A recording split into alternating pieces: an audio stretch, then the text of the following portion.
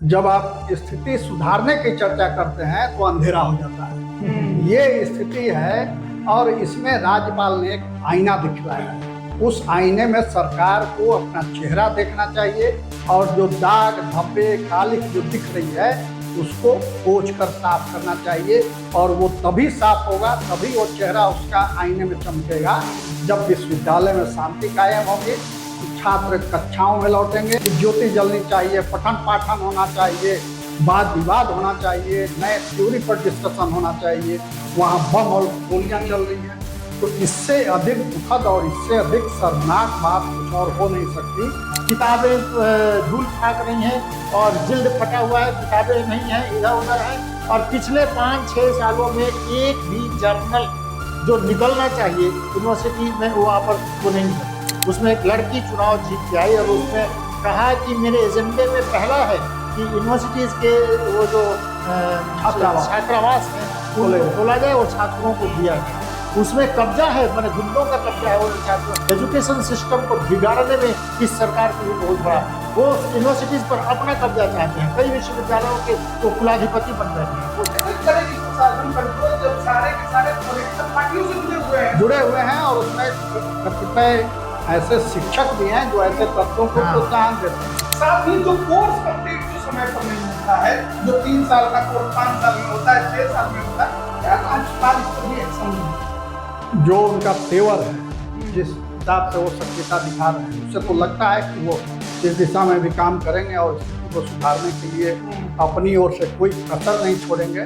पिछले दिनों बिहार के मुख्यमंत्री ने के पाठक को शिक्षा विभाग का जब जिम्मा सौंपा तो के पाठक शिक्षकों पर नकेल कसने लगे, उनका वेतन मत करो, तुम राज्यपाल के यहाँ मीटिंग में मत जाओ, गए तो तुमको हम stand up on the bench कर देंगे और ये सब करने लगे। लेकिन उनको ये फिक्र नहीं थी कि सेशन कैसे ठीक होगा, कि एनडीए को मजबूत बनाएंगे, अधिक से अधिक सीटों पर हम जीत दर्ज करेंगे और सरकार फिर बनेगी।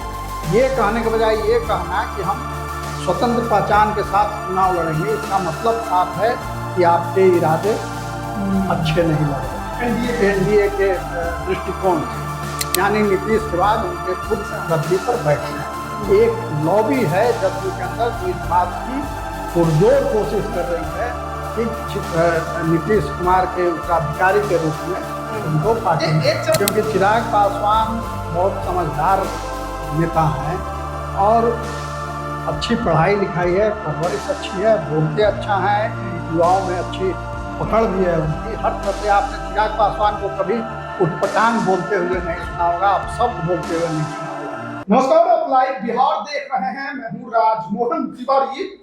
देखिए, आज का दिन बहुत ही अधिक महत्वपूर्ण था छात्रों के लिए, खासकर पटना विश्वविद्यालय के छात्र, बीएन कॉलेज के छात्र, क्योंकि राज्यपाल आरिफ मोहम्मद खान आज बीएन कॉलेज पहुंचे थे, पटना विश्वविद्यालय कैंपस में पहुंचे थे। क्यों पहुंचे थे ये समझना जानना बेहद जरूरी है, क्योंकि मंगलवार के दिन यानी बीते मंगलवार को बीएन कॉलेज के अंदर बमबारी हुई थी, जिसमें एक छात्र जिसका नाम सुजीत कुमार पांडे है, उनकी मौत हो गई थी। रोहतास के रहने वाले हैं और आए दिन लगातार पटना विश्वविद्यालय के अलग अलग कैंपसों में हम ये देख रहे थे कि किस तरीके से वहां पर छात्र उग्र हो रहे हैं, गुटबाजी बढ़ रही है, आपराधिक घटनाएं काफी ज्यादा हो रही है। और ऐसे में आज राज्यपाल आरिफ मोहम्मद खान काफी गुस्से में नजर आए, नाराज थे कि जहां पढ़ाई करनी है, जहां पर विद्या लेनी है, वहां पर आखिरकार बिहार के अंदर ये क्या हो रहा है, क्यों इस तरीके की घटनाएं हो रही हैं, आपराधिक गतिविधियां क्यों बढ़ रही हैं। और इसी वजह से आज राज्यपाल आरिफ मोहम्मद खान वहां पर पहुंचे थे। बहुत कुछ उन्होंने कहा है, एक्शन लेने की भी बात कही है, लेकिन साथ ही बिहार में चुनाव है तो चुनावी चर्चा भी करेंगे। लोक जनशक्ति पार्टी रामविलास की प्रदेश कार्यकारिणी की बैठक बीते शुक्रवार को हुई थी, जिसमें यह तय किया गया है कि 2025 के चुनाव में पार्टी स्वतंत्र पहचान के साथ चुनावी मैदान में उतरेगी। अब इसका मतलब क्या है ये जानेंगे। हमारे साथ वरिष्ठ पत्रकार रविरंजन जी हैं और वरिष्ठ पत्रकार प्रवीण बागी जी हैं।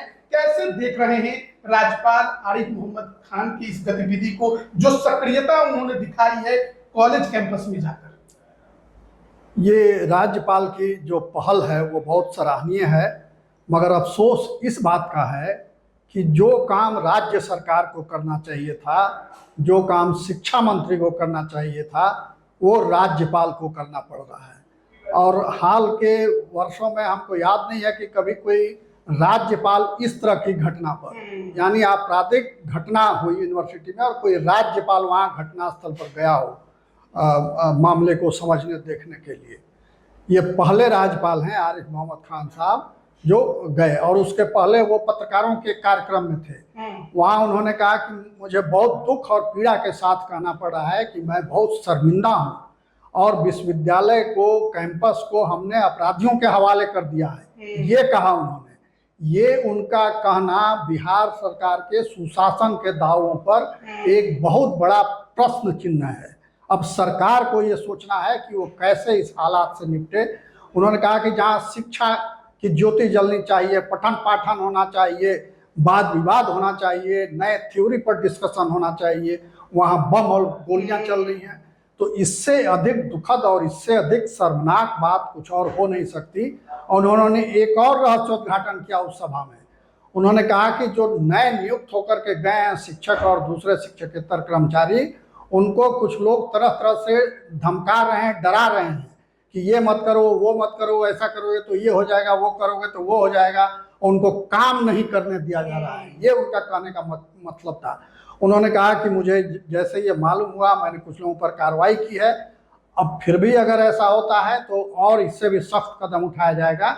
इसके पहले उन्होंने राजभवन में कुलपतियों की बैठक बुलाई थी और उस बैठक में उन्होंने इस बात पर बहुत सख्त नाराजगी जाहिर की कि विश्वविद्यालयों में इस तरह की अराजक स्थिति बनी हुई है, और कहा कि अब अगली बैठक में राजभवन में नहीं, मैं यूनिवर्सिटी में करूँगा। और आज वहाँ गए और वहाँ जाकर के भी उन्होंने छात्र संघ के नेताओं से भी मुलाकात की, पदाधिकारियों से मुलाकात की, वहाँ हालात का जायजा लिया और मीडिया से भी बात की। तो ये स्थिति बतलाती है कि राज्यपाल कितने आहत हैं और स्थिति को सुधारने के लिए वो खुद मैदान में उतर आए हैं, मगर राज्य सरकार का जो रिस्पॉन्स होना चाहिए था वो जीरो है। एक डीएम तक नहीं गए वहाँ, एसएसपी तक नहीं गए। एक छात्र की इस तरह से हत्या हो गई और वो पढ़ने वाला छात्र था, उसका कोई इस विवाद से, कोई झगड़े से मतलब नहीं था। वो परीक्षा बीए पार्ट 2 का विद्यार्थी था, परीक्षा दे के वो कॉलेज से बाहर आया और वहाँ गेट पर खड़ा होकर अपने साथी का इंतजार कर रहा था। ऐसी भी बम फटा, बम का टुकड़ा उसके माथे में लगा, 2 दिन के बाद उसकी मौत हो गई। इसके पहले जो ये सैदपुर में जो छात्रावास है, वहाँ तो अक्सर गोलीबारी चलता रहता है, होता रहता है, और अपराधी पकड़े जाते हैं, वहाँ हथियारों के साथ पकड़े जाते हैं। बम बनाने की फैक्ट्री बन गई है। तो ये क्या हो रहा है? एक और आप बड़े बड़े दावे कर रहे हैं और दूसरी ओर जो पढ़ने वाले छात्र हैं उनको पढ़ने का माहौल सरकार नहीं दे पा रही है। तो ये बहुत दुखद स्थिति है और बिहार के प्रतिष्ठा पर ये धब्बा है, एक तरह से धूमिल करती है छवि को। रवि रंजन जी को भी जोड़ते, कैसे देखते हैं ये पूरी जो गतिविधि हुई आपराधिक घटना की और राज्यपाल की सक्रियता की वहां पहुंचना, क्या आपको लगता है सुधार हो पाएगा? देखिए, राज्यपाल ने जो पहल की है वो निश्चित रूप से ये तो है कि वो गंभीर हैं इस मसले को लेकर, और वो खुद गए हैं और लोगों से बातचीत उन्होंने की है। तो ऐसा राज्यपाल बिहार को शायद ये पहली बार मिला है। एक देवानंद कुंवर भी राज्यपाल थे जिन्होंने विश्वविद्यालयों को कमाई का जरिया बना लिया था, और भ्रष्टाचार उस समय चरम पर था। मैंने शिक्षकों की बहाली हो, कर्मचारियों की बहाली हो, सब में मैंने देवानंद कुंवर जो है उसमें उनका इंटरेस्ट रहता था। बाद में एक पाटिल साहब आए तो हुआ कि एजुकेशनिस्ट हैं और एजुकेशन उसमें पठन पाठन में उनको है रुचि। मुख्यमंत्री ने भी इस बात की तारीफ की कि एक अच्छा राज्यपाल मिला है। लेकिन इस बार आरिफ मोहम्मद खान ने जो पहल की है, जो तैयारी उनकी है और जैसा वो सोच रहे हैं, अगर उस पर वो रहे तो निश्चित रूप से सुधार की उम्मीद है। लेकिन 1974 के आंदोलन के बाद से छात्र संगठनों को तोड़कर, छात्रों को तोड़कर और उसको राजनीतिक पार्टियों से जोड़ा गया। पहले युवा कांग्रेस होता था, पहले युवा जनता दल था, लेकिन बाद में छात्र का संगठन अलग अलग सब पार्टियों का बनने लगा और इंदिरा गांधी ने ये शुरू किया कि वो छात्र संगठनों को तोड़ना, फिर अपने इंटरेस्ट में राजनीति के छात्रों को यूज करना, उसके कारण से आपराधिक प्रवृत्ति के लोग यूनिवर्सिटी में बढ़ते चले गए। अगर ये नहीं रुका, आप सोच सकते हैं कि पटना कॉलेज का प्रिंसिपल जदयू के पक्ष में खड़ा होकर नारे लगाने लगे एक सभा में, आपको याद होगा। तो ये एजुकेशन का जो ये पटना विश्वविद्यालय का, मैं गया था वहाँ में, ये लाइब्रेरी जो है सेंट्रल लाइब्रेरी को जाकर देखिए, किताबें धूल फेंक रही हैं और जिल्द फटा हुआ है, किताबें नहीं हैं, इधर उधर हैं। और पिछले 5-6 सालों में एक भी जर्नल जो निकलना चाहिए यूनिवर्सिटी में वहाँ पर वो नहीं निकल, शोध के विद्यार्थी नहीं जा रहे हैं यूनिवर्सिटी में, कोई शोध का काम नहीं हो रहा है, तो वहाँ खाली बम चल रहा है, गोली चल रही है। तो परीक्षाएं भी वैसी हो गई हैं कि अगर वहां पर परीक्षाएं चल रही हैं और कोई शिक्षक उन्हें चीटिंग से रोकने लगेगा तो उन्हें वहीं पे कूट दिया जाएगा। बिल्कुल, और अक्सर ऐसी घटनाएं होती रहती हैं। शिक्षक भी डरे हुए हैं, जो वाकई जेन्युइन शिक्षक हैं, पढ़ने पढ़ाने वाले हैं, वो डरे हुए हैं। छात्र जो पढ़ने जाते हैं वहाँ वो डरे हुए हैं। वहाँ निर्भय सिर्फ हैं तो जो गुंडे तत्व हैं, जो पॉलिटिकल इशारे पर काम करते हैं। केवल वही नहीं, उनका तो हस्तक्षेप ऐसा है कि एडमिशन तक में उन्हीं की चलती है। बिल्कुल, तो ये प्रशासन का बौनापन है कि असामाजिक तत्वों के हवाले, राज्यपाल ने ठीक कहा कि हमने असामाजिक तत्वों के हवाले कर दिया है विश्वविद्यालय को, कैंपस को, तो इसको रोकना होगा। इसके लिए कड़े कदम उठाने की जरूरत है और ये सरकार को इसके लिए आगे आना पड़ेगा। मगर ये बड़ा दुखद है कि इतनी घटनाएं होती हैं मगर शिक्षा मंत्री कभी नहीं जाते। मुख्यमंत्री रोज रिव्यू करते हैं मगर विश्वविद्यालय की विधि व्यवस्था पर, लेट सेशन होने पर, इस पर कभी नहीं होता। ये घटना घटी है तब का प्रमुख विश्वविद्यालय जिसकी चर्चा हर तरफ होती है, नीतीश कुमार ने इस पर कहाँ कोई संज्ञान लिया? ये राज्य सरकार की सारी उपलब्धियों पर पानी फेर देते हैं। जो कैंपस है, बिहार के जो कैंपसों की जो अराजक स्थिति बनी हुई है, वो नीतीश सरकार की तमाम उपलब्धियों पर पानी फेर दे रहे हैं, मगर सरकार को इसकी चिंता नहीं है। ये बड़ा आश्चर्य। अच्छा, उसमें इंटरेस्टिंग है कि अभी जो छात्र संघ का चुनाव हुआ उसमें एक लड़की चुनाव जीत के आई और उसने कहा कि मेरे एजेंडे में पहला है कि यूनिवर्सिटीज के वो जो छात्रावास हैं उनको खोला जाए और छात्रों को दिया जाए। उसमें कब्जा है, माने गुंडों का कब्जा है वो छात्र, और इसीलिए कई छात्रावास बंद किए गए जहां पर बम बनाने की बात। चुनाव जो हुआ छात्र संघ का, इसमें क्या कम मारामारी हुई, कम बमबाजी हुई? हाँ, उसमें भी हुआ, उसमें भी के खिलाफ ही कितना मगध महिला कॉलेज में वहां पर बम चल गया, ये जो पटना वुमेन्स कॉलेज है वहां पर चल गया। ये तमाशा छात्र संघ के चुनाव का, माने कि ये बैड एलिमेंट्स जो है वो चुनाव जीतकर और यूनिवर्सिटीज पर कब्जा चाहते हैं और इसको रोकने में सरकार बिल्कुल अक्षम है। सरकार ने, देखिए नीतीश कुमार मुख्यमंत्री के तौर पर देखिएगा कि एजुकेशन सिस्टम को बिगाड़ने में इस सरकार की भी बहुत बड़ा, वो यूनिवर्सिटीज पर अपना कब्जा चाहते हैं। कई विश्वविद्यालयों के वो कुलाधिपति बन बैठे हैं खुद, तो मुख्यमंत्री ही चाहते हैं कि मैंने राज्यपाल से ऊपर भी विश्वविद्यालयों पर उनका शासन हो। तो हाँ, सबके कुलाधिपति। अब बताइए कि मुख्यमंत्री कुलाधिपति हो जाएगा तो विश्वविद्यालयों को राजनीति का अड्डा बनाने के कारण बैड एलिमेंट्स वहां पर ज्यादा फल फूल रहे हैं और उनकी चल रही है। बच्चे जो पढ़ने वाले जा रहे हैं, रोज किताब कॉपी लेके बेचारा गया और झगड़ा हो गया, मारपीट हो गया, फिर भागो भागो भागो हो गया। कौन जाएगा? कोई जाना नहीं जाएगा। अटेंडेंस नहीं है, इस कॉलेज में जाने लायक है? अच्छा, शिक्षकों के साथ छात्रों का व्यवहार बहुत गंदा है, गाली बकते हैं। स्टूडेंट्स जो हैं वो टीचर जो पढ़ाने जाते हैं उनको और उनके साथ बदतमीजी करते हैं। तो शिक्षक और छात्रों का आपस का संबंध, विश्वविद्यालयों का, माने जो जैसा कि राज्यपाल कह रहे थे कि ये परिवार है, तो कुलपति, शिक्षक, छात्र और छात्र संघ के लीडर्स और ये तमाम लोगों को बैठकर इस पर बातचीत करना चाहिए। विश्वविद्यालय पढ़ाई लिखाई और शोध क्या वो स्थान है, वो सरस्वती का मंदिर उसको कहते हैं। उसको इस तरह से गंदा होने से अगर आरिफ मोहम्मद खान बचाने की कोशिश कर रहे हैं तो सराहनीय है। ये एक सराहनीय कदम है। और आरिफ साहब खुद छात्र संघ में सक्रिय रह चुके हैं। वो छात्र संघ के अपने समय में सचिव भी थे और अध्यक्ष भी थे। यहाँ के जितने लीडर्स हैं पुराने, वो भी छात्र संघ के ऊपर हैं। बहुत सारे लोग 74 आंदोलन, बिल्कुल। और उसके बाद कैंपस की ये स्थिति है। देखिए, इसमें हमको फर्क करना पड़ेगा। फर्क इस मामले में करना पड़ेगा कि अनुशासनहीनता एक और चीज होती है और अपराधीकरण एक बिल्कुल अलग चीज है। तो छात्र अगर अनुशासनहीनता करें तो उसको कॉलेज प्रशासन कंट्रोल कर सकता है। छात्रों के अनुशासनहीनता के लिए वो सक्षम है कंट्रोल करने में। मगर अगर कैंपस का अपराधीकरण हो जाए और अपराधी वहां प्रवेश पा जाए तो वो विश्वविद्यालय प्रशासन उसको कंट्रोल नहीं कर पाएगा। उसके लिए फिर प्रशासन को आगे आना होगा, सरकार को आगे आना होगा, और सरकार इस मोर्चे पर चूक रही है। कॉलेज प्रशासन, विश्वविद्यालय प्रशासन तो छात्रों को कंट्रोल कर सकता है मगर अपराधियों को वो कंट्रोल नहीं कर सकता। कैसे करेगी प्रशासन कंट्रोल जब सारे के सारे पॉलिटिकल पार्टियों से जुड़े हुए हैं और उसमें कतिपय ऐसे शिक्षक भी हैं जो ऐसे तत्वों को प्रोत्साहन देते हैं।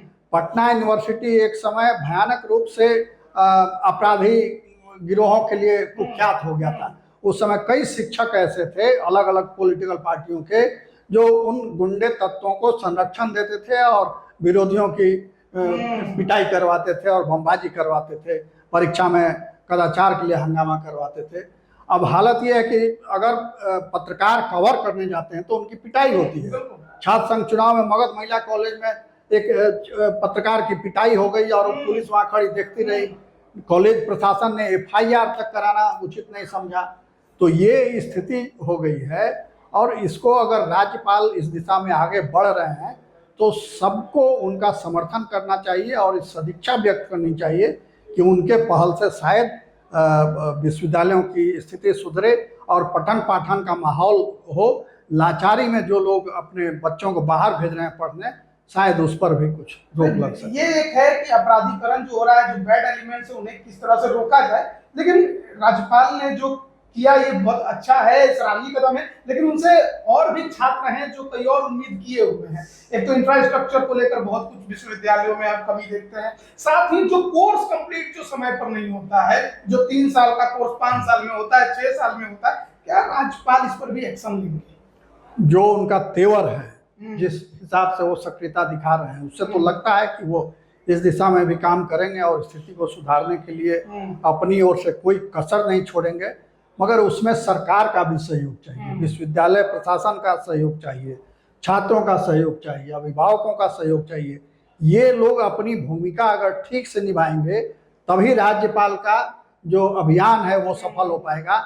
जब आप स्थिति सुधारने की चर्चा करते हैं तो अंधेरा हो जाता है। ये स्थिति है और इसमें राज्यपाल ने एक आईना दिखलाया है।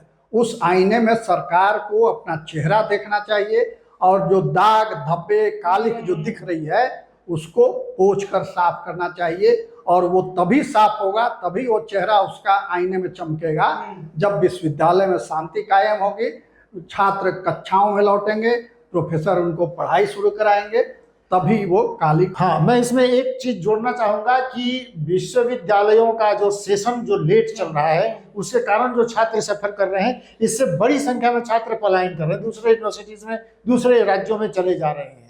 पिछले दिनों बिहार के मुख्यमंत्री ने के पाठक को शिक्षा विभाग का जब जिम्मा सौंपा तो के पाठक शिक्षकों पर नकेल कसने लगे, उनका वेतन बंद करो, तुम राज्यपाल के यहाँ मीटिंग में मत जाओ, गए तो तुमको हम stand up on the bench कर देंगे, और ये सब करने लगे।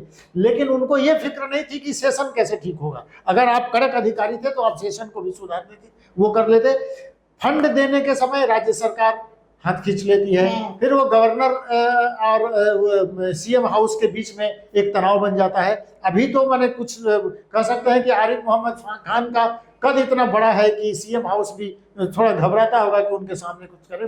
तो सबसे पहले तो विश्वविद्यालयों का जो अनुदान मिलना है वो समय पर मिले, शिक्षकों का वेतन, कर्मचारियों का वेतन वो समय पर हो, बार बार वो आंदोलन की राह पर न जाए। और आप सेशन को कैसे एक कैलेंडर बनाइए और बताइए कि कब परीक्षा लेंगे, कब रिजल्ट निकालेंगे, कब सर्टिफिकेट दिया जाएगा, और इससे आप मुक्ति दिलवाइए बिहार के छात्रों को। नहीं तो ये विश्वविद्यालय तो जो हाल है वो देख ही रहे। बिल्कुल, तो वक्त ज्यादा लगेगा तो काफी कुछ गुजर जाता है, काफी कुछ बदल जाता है। अब बात हम कर लेते हैं बिहार विधानसभा चुनाव को लेकर ही, क्योंकि बीते दिन लोक जनशक्ति पार्टी रामविलास, जो कि फिलहाल NDA का हिस्सा है, चिराग पासवान पार्टी के राष्ट्रीय अध्यक्ष, केंद्रीय मंत्री हैं, प्रदेश कार्यकारिणी की पार्टी की बैठक होती है पटना में, और उस बैठक में कई प्रस्तावों पर मुहर लगता है, जिसमें एक प्रस्ताव ऐसा है जिसकी चर्चा होनी चाहिए। वो चर्चा है कि 25 के चुनाव में यानी विधानसभा के चुनाव में लोक जनशक्ति पार्टी रामविलास स्वतंत्र पहचान के साथ मैदान में उतरेगी। ये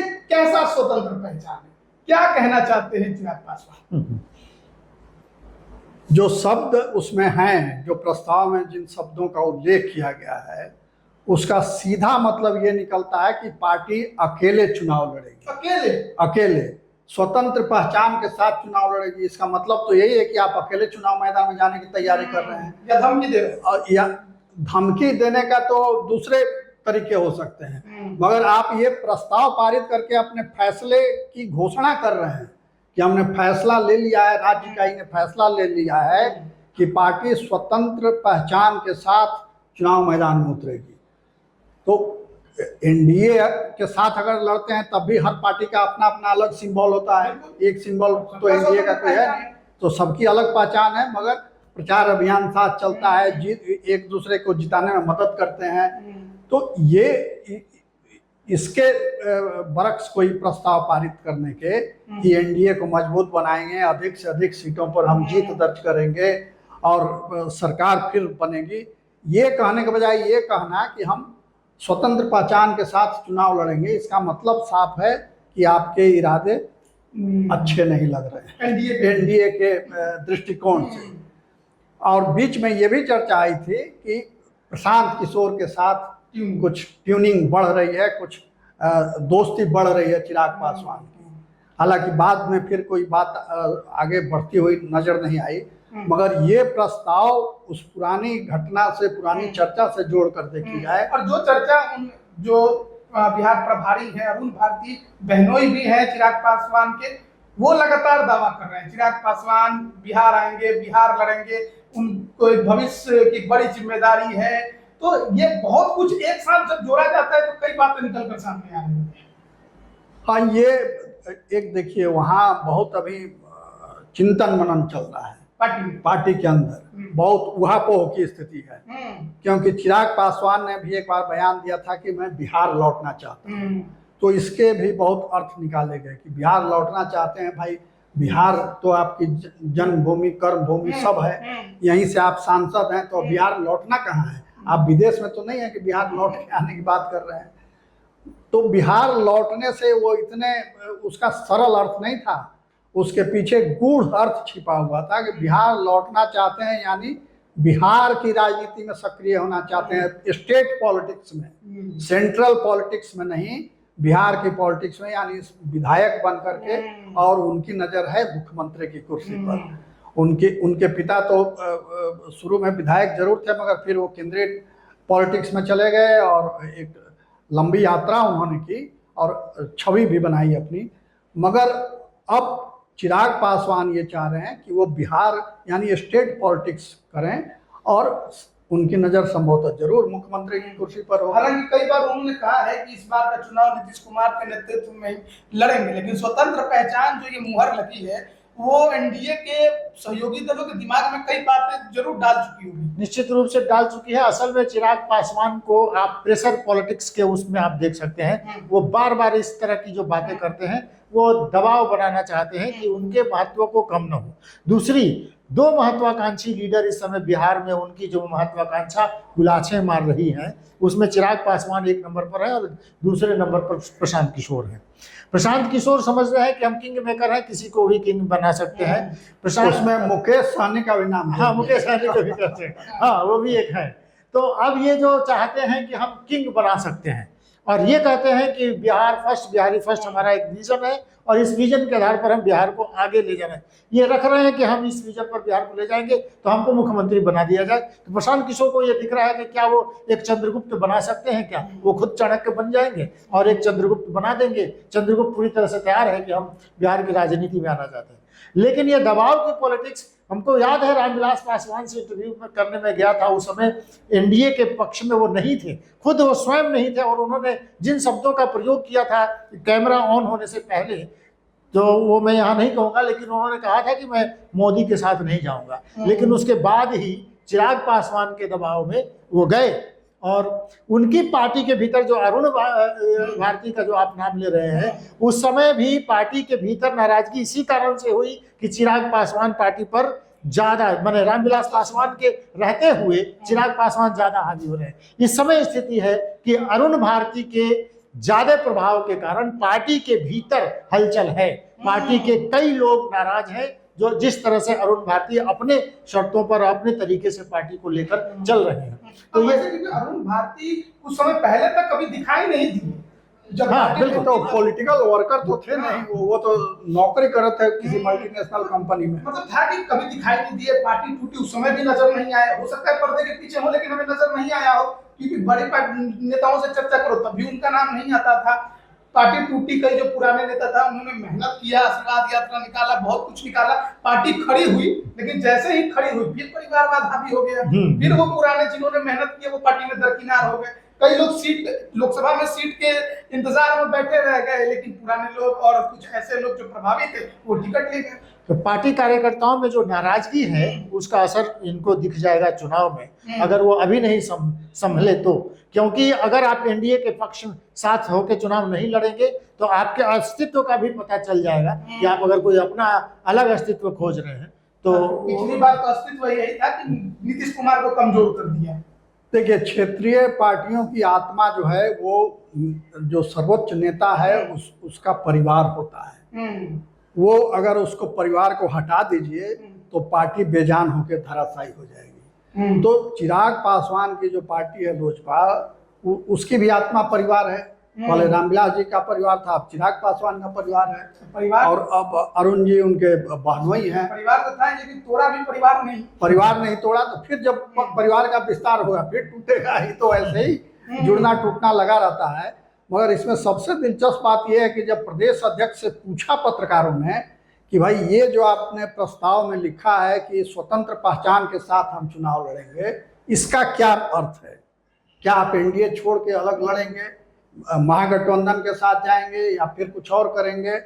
तो उन्होंने कहा कि भाई इसका मतलब मुझसे मत पूछिए, इसका अर्थ मैं नहीं बता सकता, वो प्रभारी जी बताएंगे। तो इसका मतलब साफ है कि वो केंद्रीय नेतृत्व के कहने पर वो पंक्ति उस प्रस्ताव में जोड़ी गई। या हो सकता है ये भी कि पूरा प्रस्ताव वहीं से बन के आया हो और इन लोगों ने उसको मीटिंग में फॉर्मलाइज करके ये कर दिया, पारित कर दिया। जाहिर बात है कि लोक जनशक्ति पार्टी रामविलास में कुछ भी होगा बिना चिराग पासवान की सहमति के कैसे होगा? संभव ही नहीं है। पत्ता भी हिलेगा तो चिराग पासवान की अनुमति से, प्रदेश अध्यक्ष सांस भी लेंगे तो चिराग पासवान की अनुमति से। ये सिर्फ चिराग पासवान की पार्टी की स्थिति नहीं है, ये तमाम क्षेत्रीय पार्टियों की, चाहे वो राजद हो, चाहे वहाँ मुलायम सिंह की पार्टी हो, चाहे वहाँ बगल में ममता बनर्जी की पार्टी हो, चाहे बगल में हेमंत सोरेन की पार्टी हो, जदयू में नीतीश कुमार के बिना जदयू भी हो। जदयू में सिर्फ ये है कि अभी परिवारवाद का आरोप उस पर नहीं लगा है, मगर कोशिश है पूरा कि परिवारवाद को उसकी आत्मा बना दें, यानी नीतीश के बाद उनके पुत्र गद्दी पर बैठ जाए। एक लॉबी है जदयू के अंदर जो इस बात की पुरजोर कोशिश कर रही है कि नीतीश कुमार के उत्तराधिकारी के रूप में उनको पार्टी एक चर्चा ये चल रही है कि चिराग पासवान थोड़े खासे नाराज हो गए एनडीए के अंदर सीट बंटवारे को लेकर कि एक तरफ जेडीयू और बीजेपी 101 102 सीटों पर आपस में बंटवारा, बची 40 सीटों में हमें समेटने की कोशिश, उसमें फिर जब माजिद जी और उपेंद्र कुशवाहा को भी जोड़ना है तो हमें क्या मिलेगा? क्योंकि मुझे याद है कि 2024 का लोकसभा चुनाव भी जब था और गठबंधन की चर्चा चलने लगी थी चिराग पासवान की एनडीए के साथ में बीजेपी के साथ, और सीट बंटवारे में कहा जा रहा था कि 3 या 2 सीटें ही दी जाएंगी। तो वैशाली में एक सभा हुई थी जिस दौरान उन्होंने साफ तौर पर कहा था कि मेरा गठबंधन किसी से नहीं है, बिहार की जनता से। बिल्कुल उन्होंने कहा था। उसके तुरंत बाद ही दिल्ली गए, 5 सीटों का फाइनल हो गया।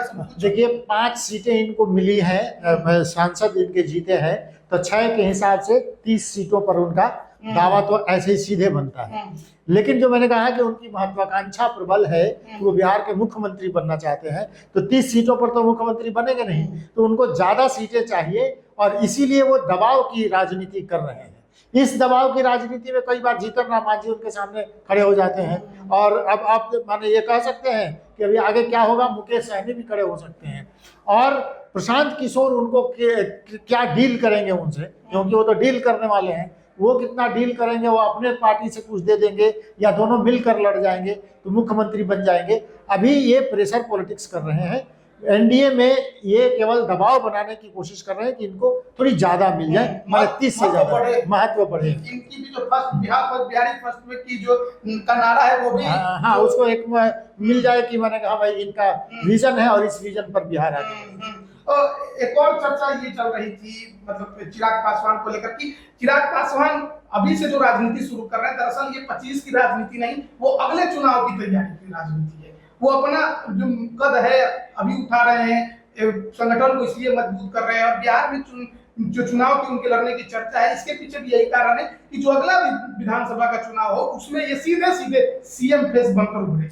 बिल्कुल, क्योंकि चिराग पासवान बहुत समझदार नेता हैं और अच्छी पढ़ाई लिखाई है, परवरिश अच्छी है, बोलते अच्छा है, युवाओं में अच्छी पकड़ भी है उनकी। हर तरह से आपने चिराग पासवान को कभी उटपटांग बोलते हुए नहीं सुना होगा, आप शब्द बोलते हुए नहीं सुना होगा। तो बिहार में जो राजनीतिक वर्ग है, कार्यकर्ता है, उनमें चिराग पासवान एक आदर्श नेता है इस मामले में, आचरण के मामले में। तो अब वो ये भी समझते हैं कि मैं प्रधानमंत्री तो बन नहीं सकता, क्योंकि पार्टी कहीं और है नहीं बिहार के अलावा, कहीं एक आध स्टेट में एक आध हाँ जीत आते हैं, तो वही इक्का दुक्का कहीं से जीत के चले आते हैं अपने प्रभाव से, तो उसका कोई बहुत मतलब नहीं है।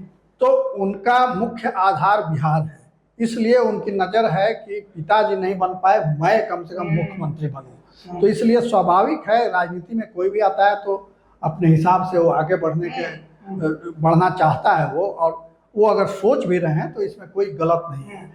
और दूसरी उनकी समस्या ये समझनी होगी कि जो छोटे दल हैं या क्षेत्रीय दल हैं, तो राष्ट्रीय दल कभी नहीं ये चाहते हैं कि छोटे छोटे दलों का ज़्यादा विकास हो या क्षेत्रीय दलों का ज़्यादा विकास हो, क्योंकि वो बढ़ जाएंगे तो फिर उनकी ज़मीन घट जाएगी, उनकी सीटें घट जाएंगी, तो उनकी सत्ता खतरे में पड़ेगी। इसीलिए भाजपा जैसी पार्टी भी नहीं चाहेगी कि क्षेत्रीय दल का ज़्यादा विस्तार हो। जदयू भी बड़ी पार्टी है बिहार में, राजद भी बड़ी पार्टी है, तो वो भी नहीं चाहेगी कि उससे जो छोटी पार्टी है वो ज़्यादा बढ़े, तो उसको दबाने में सब लगे रहते हैं छोटी पार्टियों को। और छोटी पार्टियां छान पगात उड़ाना जिसको कहते हैं, तो छान पगात उड़ा के ये कोशिश करती हैं कि ज़्यादा से ज़्यादा सीट हम ले आवें, ताकि हमारी मजबूत हैसियत एक राजनीति में बने, विधानसभा लोकसभा में बने। तो ये उसी प्रक्रिया का एक हिस्सा है और उसी दृष्टिकोण से इसको देखा जाना चाहिए, मुझे जो लगता है। तो देखिए, हम लोग चर्चा कर रहे थे, एक तो राज्यपाल आरिफ मोहम्मद खान की बढ़ती विश्वविद्यालयों में सक्रियता को लेकर, और दूसरा जो बिहार विधानसभा का चुनाव होने वाला है 2025 का, उसमें लोक जनशक्ति पार्टी रामविलास के स्ट्रेटेजी को लेकर। अब देखना है कि आगे किस तरीके से क्या कुछ होता है। आप बने रहिएगा हमारे साथ। आप सभी का बहुत बहुत धन्यवाद।